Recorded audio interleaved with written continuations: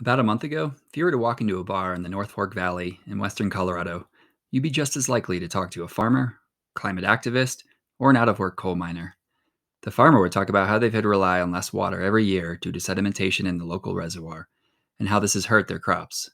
The climate activist would describe how the local coal mines continue to emit vast quantities of coal mine methane and how it is polluting the air and warming the planet. And the coal miner would lament about an industry in decline and how hard it's been to find comparable work. My research has focused on pointing these problems at each other. For my project, I teamed up with Chris Kasky, scientist, entrepreneur, and former faculty at the School of Mines working on carbon capture and storage, and set off to help him build Delta Brick and Climate Company, a sustainable building materials company in the North Fork Valley. The North Fork is unique in that it embodies all three of these problems within 5 square miles. Paone Reservoir has lost roughly 27% of its water storage capacity due to sedimentation. Over 100 years of coal mining has created some of Colorado's largest single sources of methane emissions. And the area has lost hundreds of jobs with the closures of 2 out of 3 coal mines in the last 8 years. Delta Brick is tackling these problems by removing the sediment from the reservoir and using it to make sustainable ceramic building materials such as brick and tile.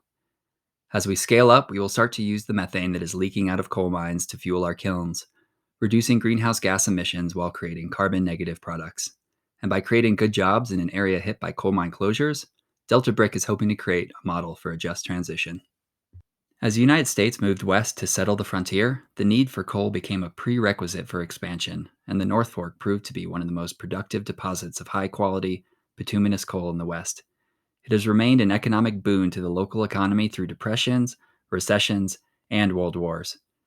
But now, over 100 years and nearly 300 coal mines later, coal production in the North Fork is in a precipitous decline, priced out by renewables and natural gas, and targeted by regulations aimed at reducing emissions. In 2010, coal was responsible for 45% of electricity generation.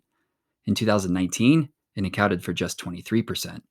For almost 50% of coal-fired power plants in the US, it would be cheaper today to shut the doors and replace it with renewables. And by 2030, the number goes to 100% throughout the world. Coal, it turns out, is the canary in the coal mine for other fossil fuels. Colorado Governor Jared Polis recently signed SB 19236, which commits the state's electric grid to be fossil fuel free by 2040. Colorado currently receives approximately half of its electricity from coal-fired power plants. As these jobs disappear, what are we planning to replace them with? Will there be a just transition? While Governor Polis has set up a just transition office, it is woefully underfunded.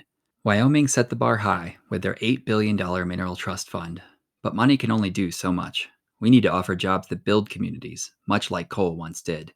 Unfortunately, many communities that were built on the backs of coal miners are starting to unravel as companies like Black Jewel file for bankruptcy as a tactic for getting out of their financial obligations, including paying their employees. The boom and bust cycles of the fossil fuel industry are increasing in frequency and are lasting longer, leaving workers with a more uncertain future than ever before. As coal jobs continue to disappear in the North Fork, Delta Brick would like to help by offering an alternative that fills in the gaps that coal left behind: stability, good pay, and community. Even though coal production in the North Fork will soon stop, there's a legacy of coal mine methane emissions that last decades after mines are closed.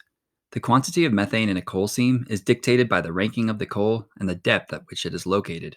The North Fork's high-quality bituminous coal means that it's also very gassy, and when it gets disturbed during mining, the trapped methane is liberated into the atmosphere. Table 1 shows the cumulative emissions of just 4 mines through the year 2040. Only Elk Creek Mine has a capture facility which generates 3 megawatts of electricity and flares the excess. It is our intention to capture some of this methane to burn in our kilns. Burning the methane reduces the global warming potential by 87%, presenting a net gain for the atmosphere, free fuel for us, and even some carbon credits from the California Cap and Trade Program for destroying a potent greenhouse gas. In Mark Reisner's magnum opus, Cadillac Desert, the American West and its Disappearing Water, he warns of the impending catastrophes of the overallocation of water, soil saltification, and the impairment of reservoirs by sediment infilling. While the Bureau of Reclamation is desalinating the Dolores River, which runs over aquifers that have 8 times the salinity of seawater, the North Fork is dealing with Reisner's other plague, sedimentation. The Payon Reservoir and Dam is located in northwest Gunnison County on Muddy Creek, just before it joins the North Fork of the Gunnison River. Muddy Creek, true to its name, has deposited an average of 101 acre-feet of sediment every year since it was completed in 1962, effectively erasing about 27% of its water storage capacity. The result of this lost water storage is that farmers in the valley are forced to stop irrigating their crops 2 to 4 weeks earlier than in the past, which threatens vineyards, crops, and orchards. While there are plans to slow future sedimentation by diverting the spring runoff, there are not a lot of good ideas for how to remove the 5,000 acre feet of sediment that has already accumulated. Delta Brick and Climate Company has proposed a solution: remove the sediment and use it to make sustainable brick and tile. To give you a sense of the scale we will work towards, 5,000 acre feet is the equivalent to about 5 billion bricks. The Colorado Water Conservation Board has awarded us with a $150,000 grant to start this Herculean task. We have identified an area that is accessible from the boat ramp, applied for permits, and plan to start running heavy machinery in the fall. While waiting for permits, we have been removing sediment by hand, 5 gallons at a time. This bespoke excavation was somewhat necessary to find pockets of silt and clay that are ideal for our products. Silt and clay are defined by particle size, and the spring runoff deposits them somewhat erratically, although we are starting to figure out the reservoir's mood swings. Generally, as the reservoir fills up in the spring, the finest particles, silt and clay, slowly settle on underwater banks above the currents of Muddy Creek. Usually, a brick wants sand as part of its mix, because if the clay body is too fine, it seals in carbon and sulfur during bisque firing. But the sand in the reservoir is mostly quartz, and quartz doesn't play nice during firing. Specifically, it doesn't cool linearly. At 573 C, it abruptly steps off the line that the rest of the clay is cooling on, leading to cracking. This is called quartz inversion.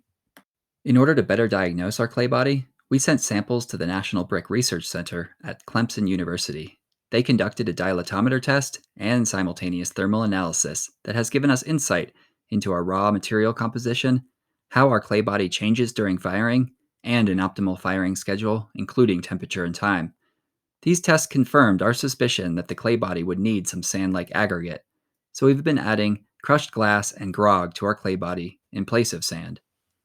We started with crushed glass for our bricks. When done right, adding glass particles that are smaller than 212 microns can increase compression strength by 3.8 times and reduce water absorption by 55%. Our first bricks were more lava than brick, but after a few tweaks, we got there.